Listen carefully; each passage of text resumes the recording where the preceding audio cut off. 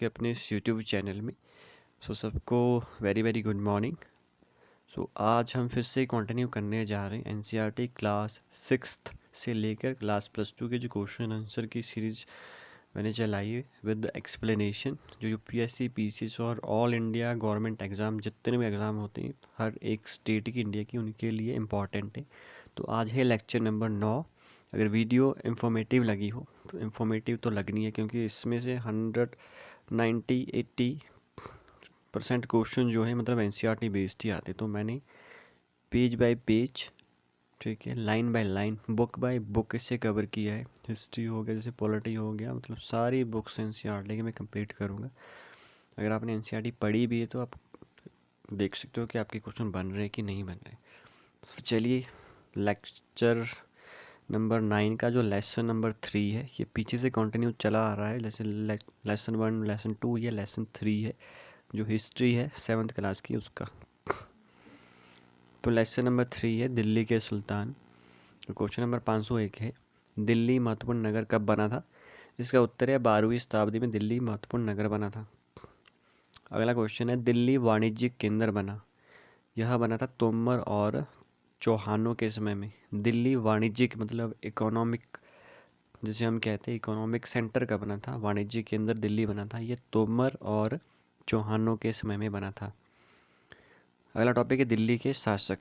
503 question है, राजपूत वंश आरंभिक शताब्दी 12वीं शताब्दी। राजपूत वंश कब आया था? ये आरंभिक 12वीं शताब्दी में आया था राजपूत वंश दिल्ली में। अगला प्रश्न है, तोमर राजा के समय पर दिल्ली में किसका शासन था? जिसमें तोमर राजा आए थे उस समय दिल्ली पर किसका शासन था? उस समय था अनंगपाल, 1130 से 1145 में। तो तोमरों के समय दिल्ली में किसका शासन था? ये था अनंगपाल, 1130 से 1145 में। अगला प्रश्न है, चौहान वंश का दिल्ली पर शासन। तो चौहान वंश का दिल्ली पर शासन हुआ था पृथ्वीराज चौहान के समय में 1165 से 1192। तो चौहान वंश दिल्ली पर शासन पृथ्वीराज चौहान के समय में 1165 से 1192। अगला प्रश्न है, तुर्की शासक दिल्ली में। तुर्की का शासक कौन था जिसने दिल्ली में मतलब अपना राज्य स्थापित किया था? तो इसका उत्तर है कुतुबुद्दीन ऐबक, शमसुद्दीन इल्तुतमिश, रजिया सुल्तान और गियासुद्दीन बलबन। तो तुर्की के शासक जिन्होंने दिल्ली में अपना शासन स्थापित किया था उनके नाम क्या क्या थे? कुतुबुद्दीन ऐबक, शमसुद्दीन इल्तुतमिश, रजिया, गियासुद्दीन बलबन। तो किसी ट्रिक से जो है इसका मतलब याद रखने की कोशिश करिएगा। ये क्वेश्चन मतलब हर बार ही आते हैं, हर क्वेश्चन में आते हैं। अगला प्रश्न है, खलजी। खलजी वंश 1290 से 1320 में। तो कौन से शासक दिल्ली में थे खलजी वंश के 1290 से 1320 में? ये थे जलालुद्दीन खिलजी और अलाउद्दीन खिलजी। तो ये सीक्वेंस भी पूछा जाता है कि पहले कौन था। जैसे पहले जलालुद्दीन, मतलब ज से जलालुद्दीन पहले, अ से अलाउद्दीन खिलजी, ये बाद में आया था। अगला प्रश्न है, तुगलक वंश की स्थापना किसने की थी? तुगलकों की स्थापना गयासुद्दीन तुगलक, मोहम्मद तुगलक और फिरोज शाह तुगलक। कौन कौन से? सीक्वेंस वाइज याद रखना है कि तुगलक वंश की स्थापना गयासुद्दीन तुगलक, मोहम्मद तुगलक, फिरोज शाह तुगलक। अगला है सैयद वंश। 1414 से 1451 में सैयद वंश का शासक कौन था? खिजर खां। सैयद वंश खिजर खां। सैयद मतलब वो सो गया। सो गया, क्यों सो गया? मतलब वो काम करके थक गया इसलिए सो गया। सैयद वंश खिजर खां। खिजर मतलब सोना, जैसे हम हमारे यहाँ पे कहते हैं कि मैं खिंच गया, मैं थक गया, ठीक है। अगला प्रश्न है, लोदी वंश। 1451 से 1526। लोदी वंश का शासक कौन था? बहलोल लोदी। लोदी वंश बहलोल लोदी। बहलोल लोदी, ये भी पूछा जा सकता है कि कौन से वंश से संबंधित था? बहलोल लोदी, लोदी वंश। यहाँ पे लोरी लिखा है गलत। अगला प्रश्न है, दिल्ली के सुल्तानों की जानकारी हमें कहाँ से मिलती है? तो दिल्ली के सुल्तानों की जानकारी हमें प्रशासन की भाषा फारसी से मिलती है। दिल्ली के सुल्तानों की जानकारी कहाँ से मिलती है? प्रशासन की जो भाषा थी उस समय ऑफिशियल लैंग्वेज थी वो थी फारसी, ठीक है। इल्तुतमिश की बेटी रजिया कब रानी बनी थी?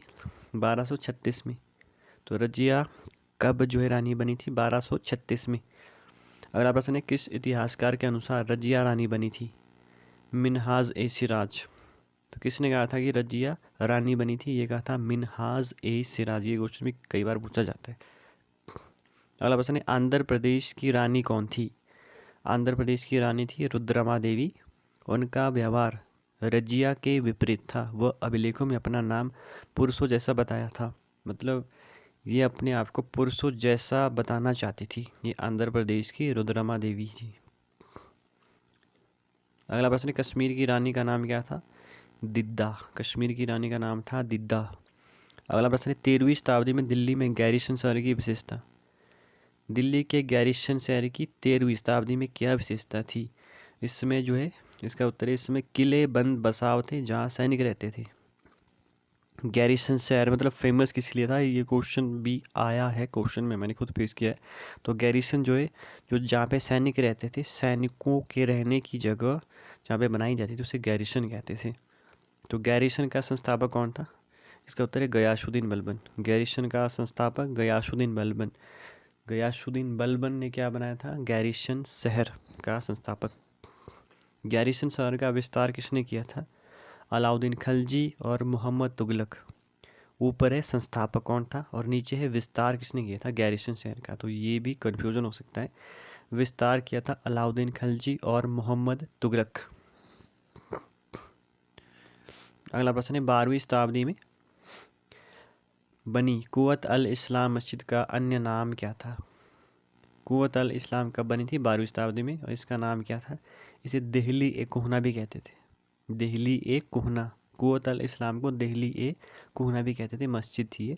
इसकी रचना कुतुबुद्दीन ऐबक ने की थी। इल्तुतमिश फिरोज शाह तुगलक ने की थी। मतलब सबने मिलकर की थी। कुव्वत अल इस्लाम या देहली ए कोहना की रचना किसने की थी? कुतुबुद्दीन ऐबक, इल्तुतमिश, फिरोज शाह तुगलक ने। अगला प्रश्न है, भारत में मक्का की दिशा किस तरफ है? मतलब भारत से मक्का किस तरफ है? अगर हम भारत में खड़े हो जाएं तो मक्का किस तरफ है और उसे किस नाम से जाना जाता है? और इसका उत्तर है, यह पश्चिम की तरफ है, उसे किबला कहते हैं। मक्का को क्या कहते हैं भारत में? किबला कहते हैं। और भारत से यह पश्चिम की तरफ है। अगला प्रश्न है, बेगमपुरी मस्जिद किसके समय में बनी? बेगमपुरी मस्जिद मोहम्मद तुगलक के समय में बनी। तो महमूद तुगलक ने कौन सी मस्जिद बनाई थी? बेगमपुरी मस्जिद। बेगमपुरी मस्जिद मोहम्मद तुगलक। अगला प्रश्न है, बेगमपुरी मस्जिद किस नई राजधानी में बनी थी? बेगमपुरी मस्जिद नई राजधानी बनी थी, उसका नाम था जहाँ पनाह। तो जहाँ पनाह में कौन सी मस्जिद बनी थी? बेगमपुरी मस्जिद। अगला प्रश्न है, मोठ मस्जिद बनाई थी। तो मोठ मस्जिद बनाई थी सिकंदर लोदी के मंत्री ने। तो मोठ मस्जिद किसने बनाई थी? सिकंदर लोदी के मंत्री ने। सिकंदर लोदी के मंत्री ने कौन सी मस्जिद बनाई थी? मोठ। अगला प्रश्न है, जमाली कमाली मस्जिद बनी थी। जमाली कमाली मस्जिद बनाई थी लोदी वंश के समय में 1520 में। जमाली कमाली मस्जिद लोदी वंश 1520 के समय में। अगला प्रश्न है, दिल्ली का सुल्तान कौन था जो सामंतों जमींदारों के स्थान पर अपने विशेष गुलामों को सूबेदार बनाना चाहता था? इसका नाम है इल्तुतमिश। दिल्ली का सुल्तान जो सामंतों जमींदारों के स्थान पर अपने गुलामों को सूबेदार बनाना चाहता था, ये था इल्तुतमिश। अगला प्रश्न है, दिल्ली सुल्तानों के इस रवैये की किसने आलोचना की? इसकी रचना की थी फारसी त्वारिख ने। मतलब दिल्ली के सुल्तान ने जो सामंतों और जमींदारों के स्थान पर अपने गुलामों को सूबेदार बनाना चाहता था, उसकी आलोचना किसने की थी? उसकी आलोचना की थी फारसी त्वारिख ने। अगला प्रश्न है, सुल्तान मोहम्मद ने अजीज खुमार सुल्तान मोहम्मद ने अजीज खुमार क्या था? शराब बनाने वाला।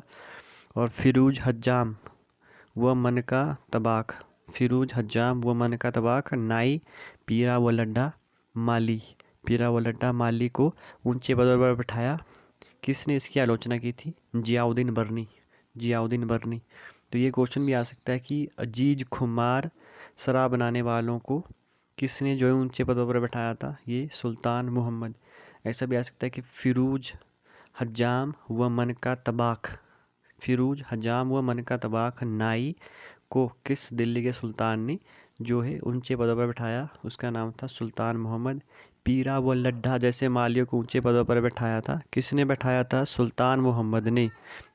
ठीक है, जियाउद्दीन बर्नी ने इसकी आलोचना की थी, जियाउद्दीन बर्नी। अगला प्रश्न है, अलाउद्दीन खिलजी ने कौन से कर लगाए थे? अलाउद्दीन खिलजी ने कौन से कर लगाए थे? एक कृषि का 50%। अलाउद्दीन खिलजी ने कृषि का 50%, एक जिसे खराज कहते थे, खराज किसे कहते थे जिसमें कृषि का 50% लिया जाता था, और दूसरा मवेशियों, और तीसरा घरों पर कर लिया जाता था। तो अलाउद्दीन खिलजी के समय में कौन कौन से कर थे? कृषि पर कर, कृषि का 50% उसमें लिया जाता है जिसे खराज कहते थे। दूसरा मवेशियों पर कर, मतलब मवेशियों की खरीद बिक्री पर कर, घरों पर कर।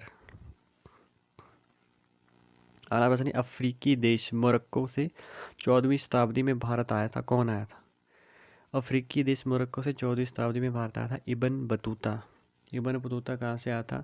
अफ्रीका से आया था, और अफ्रीका की मोरक्को से आया था 14वीं शताब्दी में। ये क्वेश्चन भी पूछा जाता है कि इब्न बतूता कहाँ से आया था। कई बार कॉन्टिनेंट पूछा जाता है, कई बार जो जहाँ से वो है मेन जगह, मतलब जैसे मोरक्को से, और कई बार शताब्दी भी पूछी जाती है कि 14वीं शताब्दी में आया था। तो इब्न बतूता अफ्रीकी देश मोरक्को से 14वीं शताब्दी में। चंगेज़ खान कौन से शासक थे? चंगेज़ खान थे मंगोल शासक। चंगेज़ खान मंगोल शासक। अगला प्रश्न, चंगेज़ खान ने कब व कहाँ हमला किया था? 1219 में पूर्वी ईरान पर। चंगेज़ खान ने हमला किया था 1219 में पूर्वी ईरान पर। पूर्वी ईरान, यहाँ पे पश्चिमी ईरान डाल सकता है वो एग्जामिनर, तो पूर्वी ईरान। दिल्ली पर मंगोलों ने कब आक्रमण किया था? इसका उत्तर है प्रारंभ में अलाउद्दीन खिलजी के समय आक्रमण किया था। दिल्ली में मंगोलों ने आक्रमण किया था अलाउद्दीन खिलजी के समय। दूसरा, सैनिकों के लिए सिरी नामक गैरिसन शहर भी बनाया था। तो मंगोलों ने जो है सिरी नामक शहर बनाया था, गैरिसन शहर, सिरी नामक गैरिसन शहर। गैरिसन शहर पहले जो सैनिकों के लिए बनाया गया था, लेकिन उन्होंने गैरिसन जैसा शहर बनाया मंगोलों ने दिल्ली में, लेकिन उसको नाम दिया सिरी। ठीक है, मतलब सैनिकों को रहने के लिए सिरी नामक गैरिसन शहर बनाया था मंगोलों ने दिल्ली पर, अलाउद्दीन खिलजी के समय। अगला प्रश्न है, मोहम्मद तुगलक के समय क्या क्या कार्य किया गया दिल्ली में? तो इसका उत्तर है प्रारंभ में मंगोल परास्त किए, स्थायी सेना बनाई, नया गैरिसन नहीं बनाया था उन्होंने, मोहम्मद तुगलक ने। इसके बदले में 4 शहरों में सबसे पुरानी दिल्ली एकोहना निवासियों को खदेड़कर नई राजधानी दौलताबाद भेजा। सेना को खिलाने के लिए उस इलाके में खाद्यान्न इकट्ठा किए, अतिरिक्त कर लगाया, अकाल भी पड़ा उस समय, नगद वेतन सैनिकों को दिया गया, और टोकन नामक एक सांकेतिक मुद्रा भी चलाई। यह सिक्के धातु के बने होते थे, न कि सोने चांदी के। मोहम्मद तुगलक प्रशासनिक कदम जो है बेहद असफल रहे थे। तो अगला प्रश्न है, दिल्ली में टोकन नामक सांकेतिक मुद्रा किसने चलाई थी? दिल्ली में टोकन नामक सांकेतिक मुद्रा चलाई थी मोहम्मद तुगलक ने। किसने? मोहम्मद तुगलक ने टोकन दिल्ली में चला था। टोकन नंबर किसने चलाया था दिल्ली में? मोहम्मद तुगलक ने। अगला प्रश्न है, दिल्ली में अलाउद्दीन खिलजी के प्रयास कैसे रहे? इसका उत्तर है अलाउद्दीन खिलजी के प्रशासनिक कदम सफल रहे और उन्होंने कीमतों पर नियंत्रण किया। ऐसा भी पूछा जा सकता है कि दिल्ली में किसके समय में प्रशासनिक कदम सफल रहे और कीमतों के ऊपर उन्होंने नियंत्रण किया? तो अलाउद्दीन खिलजी। अगला प्रश्न है, तीन श्रेणियों का विचार 11वीं शताब्दी में कहाँ से आया और कौन कौन सी थी? इसका उत्तर है फ्रांस से आया था 3 श्रेणियों का विचार। प्रार्थना करने वाले, दूसरा युद्ध करने वाले, तीसरा खेती करने वाले। प्रार्थना करने वाले, युद्ध करने वाले, खेती करने वाले। यह ईसाई धर्म का समर्थन प्राप्त थे। श्रेणियाँ मतलब ईसाई धर्म का समर्थन प्राप्त थी। इन विभाजनों से ईसाई धर्म का समाज में प्रबल प्रभाव बढ़ा।